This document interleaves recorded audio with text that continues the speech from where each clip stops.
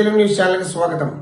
శ్రీకాకుళం జిల్లా టెక్కలి అంబేద్కర్ 134వ జయంతి సందర్భంగా టెక్కల ఉల్యాసాగరంలో మహానుభావుడు రాజ్యాంగ నిర్మాత డాక్టర్ బిఆర్ అంబేద్కర్ గారి విగ్రహ ఆవిష్కరణ కార్యక్రమం జరిగింది.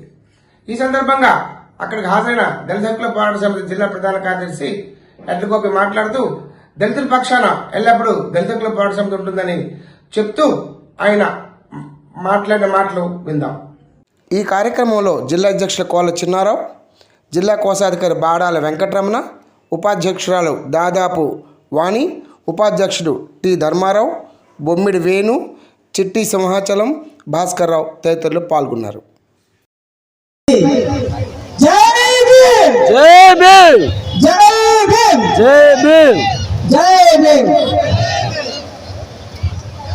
అనుసరించాలి. ఈ కార్యక్రమానికి నేను ముందుగా రావాల్సిన వ్యక్తి. సమయము బాగా లేట్ అయినందువలన నేను క్షమాపణ కోరుకుంటున్నాను.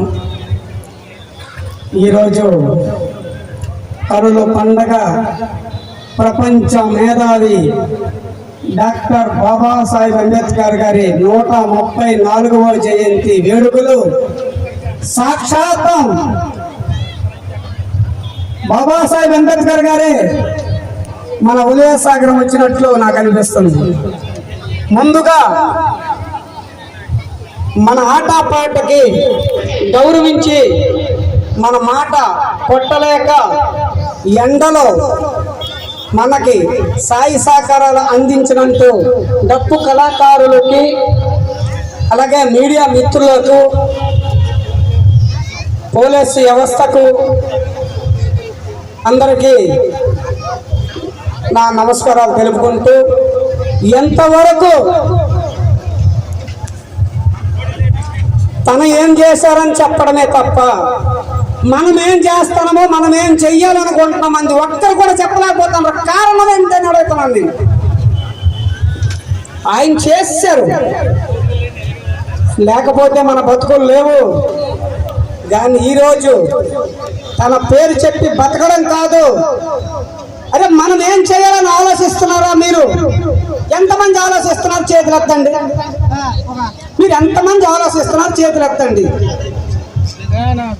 ఏదో వ్యాపారంగా లేకపోతే ఉపాధిగా మనం ఆయన రిజర్వేషన్ పొందుతున్నాం తప్ప తన కోసం మనం ఏం త్యాగం చేశామని చెప్పలేకపోతే మన కోసం తన కుటుంబాన్ని, తన బిడ్డలని, తన ఆరోగ్యాన్ని కూడా చెడి మన కోసం రాజ్యాంగం రాసిన మహనీయుడికి మనం ఏమి ఇచ్చామని చెప్పండి? 2 ఇచ్చామండి. అది కూడా ఒకటి జయంతి, రెండోది వర్ధంతి. అంతకు తప్ప మనం ఏమైనా చేయగలుగుతామా చెప్పండి? అది కాదు. ముందు మన దగ్గర నుంచి వ్యవస్థ మారాలి. రాజ్యాంగం తొంగలోకి తొక్కుతామంటే దానికి కారణం మనము, దానికి కారణం మనమే. అగ్ర కమ్యూనిటీకి మనం ఒత్తస్త పలుకుతూ వాళ్ళ ఈ రోజు కూడా వాళ్ళ మోకాల గింజి నీళ్ళు తాగుతుండేటప్పుడు వాడు రాజ్యాంగం తొక్కగా మనల్ని ఇంకేం చేస్తాడు? ఏం చేస్తారు చెప్పండి? ఈరోజు నాకు సమయం తక్కువ ఉంది, ఈరాపురం ప్రోగ్రాం ఉంది, నేను వెళ్ళాలి. ఈరోజు ఇది ఇంత హైలైట్ చేయడానికి గ్రామస్తులు వాళ్ళ కృషి వల్ల ఈరోజు ఈ కార్యక్రమం సక్సెస్ అయింది. ప్రతి ఒక్కరూ ముందుగా నేను అందరు టీచర్లకి, అందులో దళిత టీచర్లకి నేను సూటిగా ఒక ప్రశ్న అడుగుతున్నాను, సమాధానం చెప్పవలసిందే. మీరు ముందు మీ పిల్లలకి జైబీం నేర్పారా, నేర్పలేదా? చెప్పారా, చెప్పలేదా? చెప్పండి. ఎవరెవరు వెళ్ళంటే ఎన్నెన్ని చిత్రపటాలు ఉన్నాయి చెప్పండి అంబేద్కర్వి. ముందు మన ఇంట్లో సర్దిద్దుకోవాలి. ఏ గుండెల్లో పెట్టుకోవడమో లేకపోతే గూడు కట్టి పెట్టడమో అది కాదు.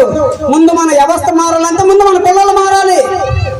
రానున్న రోజుల్లో ఆర్ఎస్ఎస్ మనల్ని వస్తుంది తొక్కుని దాన్ని కాపాడాలనుకుంటే విగ్రహం ఆపదు. తను రాసిన రాజ్యాంగం పట్ల మనం చేసిన పోరాటం పట్ల ఆగుద్ది. మీకు ఒకటే విషయం చెప్తున్నాను, ఈరోజు మన వ్యవస్థను మనం మార్చుకుపోయి మన పిల్లలను మనం దాని క్రమశిక్షణలో పెట్టుకోకపోతే ఆర్ఎస్ఎస్ ఎక్కడో లేదు, మన దగ్గరే ఉంది. రేపు రాజ్యాంగం మారుస్తానంటున్నాడు మోడీ గారు. రాజ్యాంగంగానే ఒకవేళ మారిస్తే మనకు ఇంటి మీద ఏమీ ఉండవు. ఇది మళ్ళీ ముందుకు ముంత వెనక్కి మట్ట, ఈ రెండు కంపల్సరీ ఉంటాయి. మనం ఏదో అనుకుంటున్నారా, ఈ వ్యవస్థ మారి మనకు ఎవరు ఏం చెయ్యలేరు అనుకుంటున్నారు. నీకున్న హక్కులన్నీ చంపేస్తారు, నీకన్ను ఉన్న హక్కులన్నీ లాగేసుకుంటారు. అందుకోసమే ముందు నీ ఇంటి వ్యవస్థను మార్చు, తర్వాత నీ ఊరు వ్యవస్థను మార్చు, తర్వాత దేశ వ్యవస్థను మారుస్తాం. ఒకరికి ఇద్దరు, ఇద్దరికి ముగ్గురు. ఇక్కడ ఒకరితో స్టార్ట్ అయిన వ్యవస్థ ఈవేళ కొన్ని వందల మందికి తీసుకొచ్చారు ఇక్కడికి. మారలే ఊరు? మారిందా లేదా? మనం చేయవలసింది ముందు మన జ్ఞానం మార్చాలి. మన పిల్లల భవిష్యత్తు, మన భవిష్యత్తు, మన ముందుటి భవిష్యత్తు బాగుండాలంటే ముందు రాజ్యాంగం పట్ల అంబేద్కర్ విజయం నేర్పాలి. ఇది ఎప్పుడైతే మనం నేర్పుతామో మన పిల్లలకి, ఈరోజు ఖచ్చితంగా చదువు ఉంటే వాళ్ళు ఉద్యోగం ఉన్నా లేకపోయినా ధనపరుడే. చదువు లేకపోతే దేనికి పనికిరాదు. చదువే అన్నిటికీ మూలం. చదువుకోవాలి, చదువు సమీకరించు, రాకపోని ఎట్లా పోరాడు. ఎవరికి అప్పడగట్లేదు మనము. ఇది ఒకటి గమనించండి. ఏ అధికారికి కానీ, ఏ ఆఫీసర్కి కానీ, ఎటువంటి నాయకులకు కానీ మనం ఎవ్వరికి అప్పటికి అవసరం లేదు. నీ ఎక్కడికో నీకు వస్తుంది. ఈరోజు నా సర్వీలో 38 గ్రామాల్లో, దళిత గ్రామాల్లో ఒక్క దళిత